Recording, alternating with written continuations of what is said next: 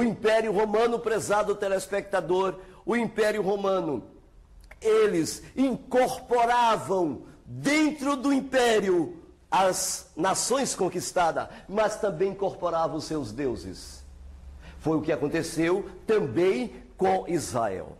Por incrível que pareça, prezado telespectador, aos romanos destruir, conquistar e controlar a região de Israel na antiguidade, prezados ouvintes, eles não destruíram o Elohim de Israel, em hipótese alguma. Eles trouxeram para dentro de Roma.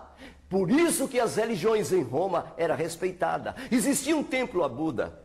Lá em Roma existia um templo a Xium.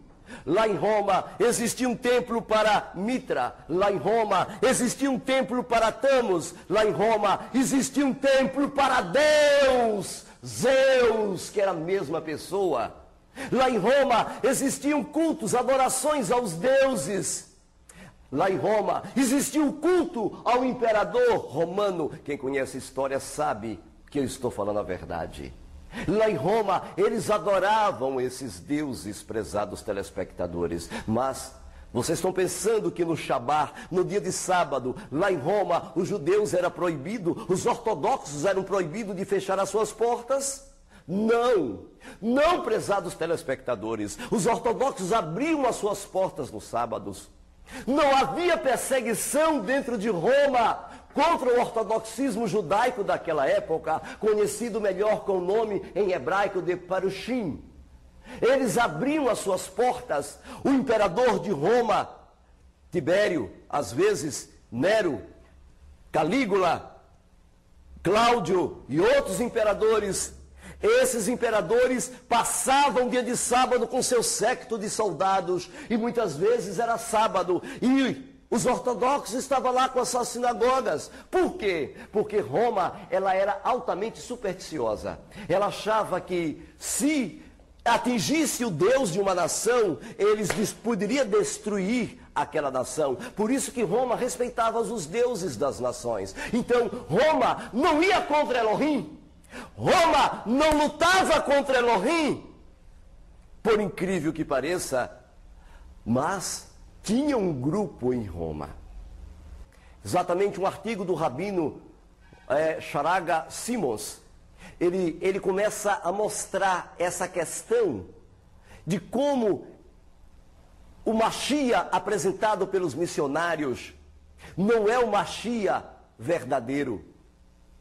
Mas aqui eu quero deixar bem claro, prezado telespectador, só neste começo, que lá em Roma existia um grupo, e no próprio artigo dele falava que o grupo cristão moderno de hoje, que os grupos cristãos que surgiram hoje, surgiram de um grupo.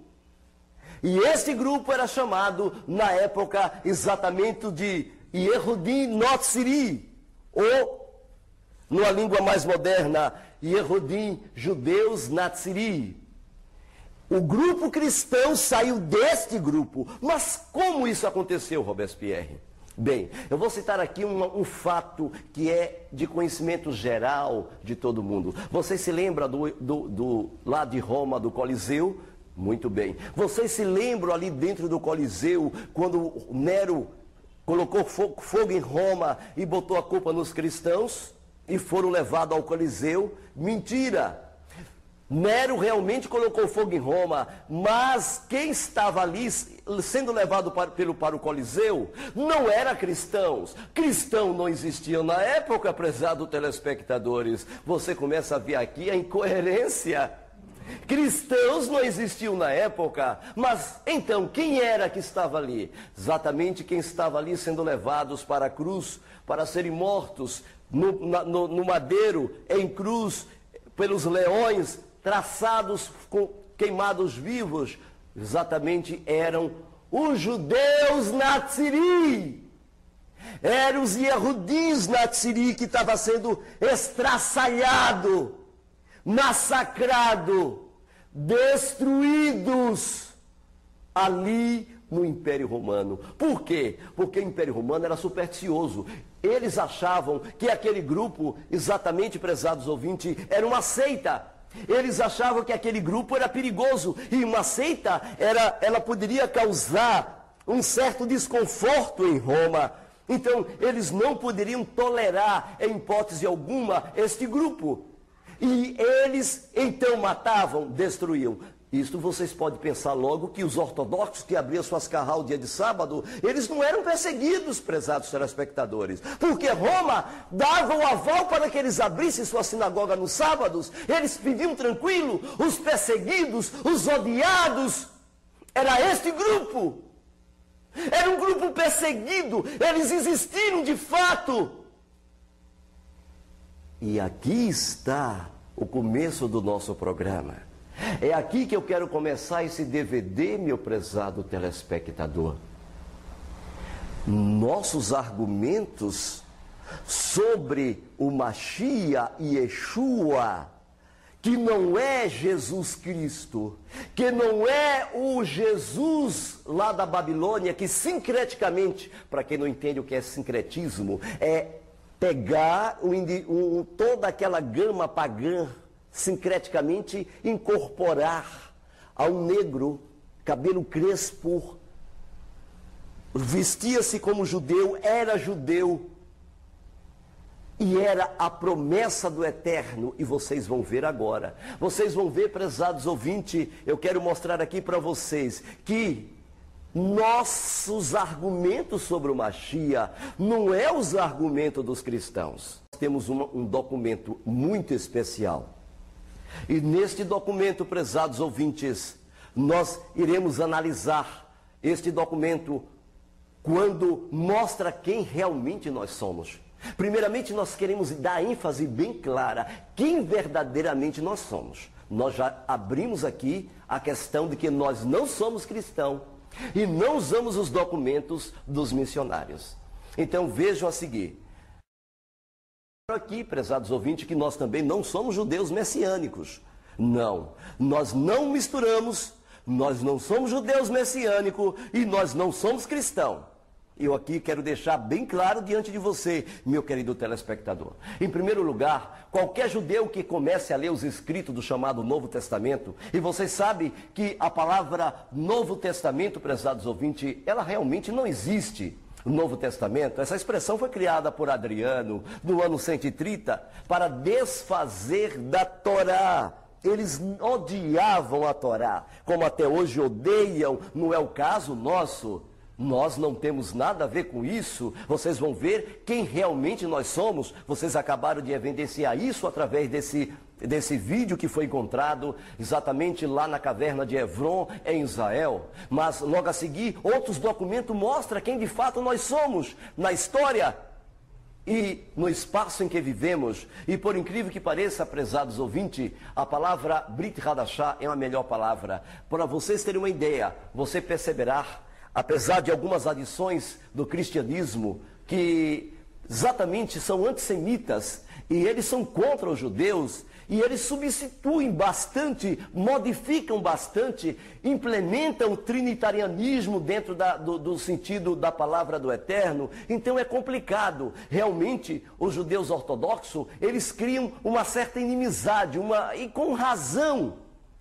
E por quê? Por causa dos problemas judaicos sobre a relação dos judeus gentios. Veja, não se fala aqui em cristianismo, e sim aqui em judaísmo. Veja que no primeiro século da era judaica, Natsiri, não havia cristãos. Isso implica, prezados ouvintes, que aquele versículo de Atos 11, 26, que lá em Antioquia da Pisídia, os primeiros discípulos se tornaram cristãos, é uma mentira. Não era discípulos que se tornaram cristãos, mas eram talmidim, que se tornaram Yehudim Natsiri e Yehudim Natsiri.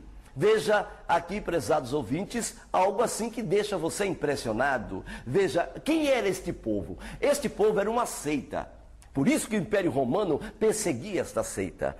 Satanás estava com medo desta seita, porque esta seita estava tomando um domínio, um grupo, ele estava se agrupando, estava tomando conta de todos os funcionários do governo da época.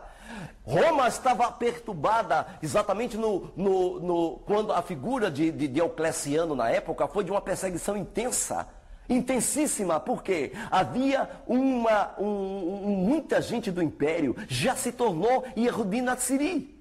E eles precisavam dar cabo a isso. Foi aí que entrou a figura de Constantino. E por incrível que pareça, prezados ouvintes, eu quero que vocês entendam que este grupo, eles eram conhecidos também como Netiviar, a seita do Netiviar, que era a seita do caminho, o caminho de Elohim. Lá, inclusive, no livro de Atos 18, 27, 22, 4, 24, 14, vocês vão ver exatamente quando Shaul mostra que ele participava desta seita.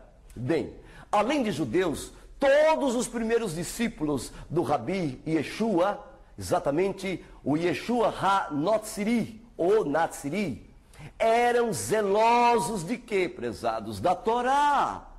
Eles não eram contra a Torá, no caso como Jesus. Jesus já é o contrário, prezados telespectadores. Jesus já veio para fundar uma nova aliança, para desfazer da Torá. Não precisava mais guardar sábado com Jesus, não precisava mais guardar circuncisão com Jesus, não precisava guardar mais lei com Jesus, porque Jesus já cravou na cruz. Esta é a pregação dos católicos, dos evangélicos. Esta era a pregação de Nimrod, na antiga Babilônia. Prezados telespectadores, não é o caso nosso. Nós não pregamos isso, e Yeshua não pregava isso, e jamais Yeshua pregou contra a mesma. O Rav Shaul, por exemplo, condena exatamente esse tipo, essa questão. Mas o que os apóstolos se opunham na época contra os parushins era o legalismo, a ideia de práticas exclusivamente rabínicas. Estas ideias eram chamadas muitas vezes de halahá, aonde Yeshua condenava terrivelmente ideias como não pode carregar um botão no dia de sábado a mais, não pode curar um doente, não pode tirar uma ovelha do buraco no dia de sábado porque é sábado, não pode andar senão 1 quilômetro, não pode, honra teu pai e tua mãe. Então eles criavam várias leis, eles criavam várias tradições. Exatamente isso, prezado telespectador, fazia da Torá um fardo, um peso. Esse legalismo, esta maneira de pensar é que Yeshua não gostava e era contra os parushins, os ortodoxos atuais, por incrível que pareça. Era esta ideia que Kefa, não Pedro, porque Pedro é o nome de um demônio, e Shaul, e não Paulo, defendia. Exatamente esta expressão em hebraico é exatamente Teiret Nomosa, ou preceitos legalísticos.